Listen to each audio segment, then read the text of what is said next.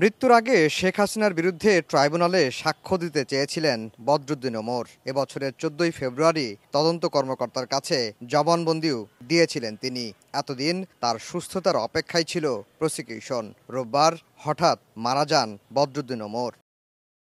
মৃত্যুর আগে দেয়া জবানবন্দিতে বদরুদ্দীন ওমর বলেন, ভারতের স্বার্থ রক্ষায় নিয়োজিত ছিলেন শেখ হাসিনা। তার শাসন ব্যবস্থা ছিল ভারতের নীল নকশায় নির্মিত। আওয়ামী লীগকে নিষিদ্ধ করার প্রশ্নে জবানবন্দিতে বদরুদ্দীন ওমর বলেন, দলটির কার্যক্রম দেশের রাজনীতি, অর্থনীতি ও সংস্কৃতি বিরোধী।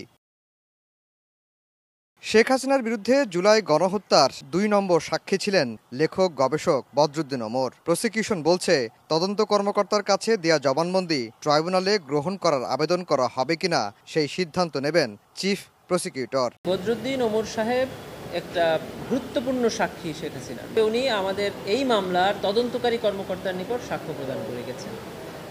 আন্তর্জাতিক অপরাধ ট্রাইব্যুনাল আইনের 19-এর 2 ধারায় যে কোনো সাক্ষী ইনভেস্টিগেশন অফিসারের কাছে সাক্ষ্য প্রদানের পরে ট্রায়াল স্টেজে যদি উনি মারা যান, এটা যদি ট্রাইব্যুনাল নিশ্চিত হন যে উনি মারা গেছেন, তখন প্রসিকিউশনের আবেদনের প্রেক্ষিতে এই আয়োর কাছে দেয়া জবানবন্দি ট্রাইব্যুনাল সাক্ষ্য হিসেবে গ্রহণ করতে পারেন, এরকম সুযোগ এই আইনে আছে।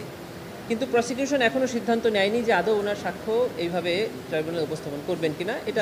এটা সময় বলে দিবে। এদিন চাংখারপুল হত্যা মামলায় ট্রাইব্যুনালে সাক্ষ্য দেন শহীদ আনাসের মা। সন্তানকে গুলি করে হত্যার জন্য শেখ হাসিনা, আসাদুজ্জামান খান কামাল, চৌধুরী আবদুল্লাল মামুন সহ জড়িত পুলিশ সদস্যদের বিচার দাবি করেন।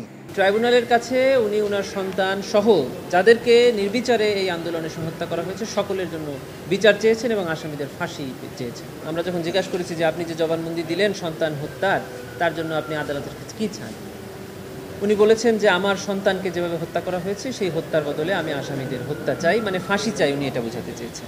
এদিকে ফার্মগেটে শহীদ নাফিজ হত্যার তদন্ত শেষ পর্যায়ে রয়েছে বলে জানিয়েছে প্রসিকিউশন। সেই সাথে চট্টগ্রামের ওয়াসিম হত্যা মামলায় ফজলে করিম চৌধুরী সহ 15 আসামির বিরুদ্ধে 12 অক্টোবরের মধ্যে তদন্ত শেষ করার নির্দেশ দিয়েছেন ট্রাইব্যুনাল। আফজাল হোসেন, সময় সংবাদ, ঢাকা।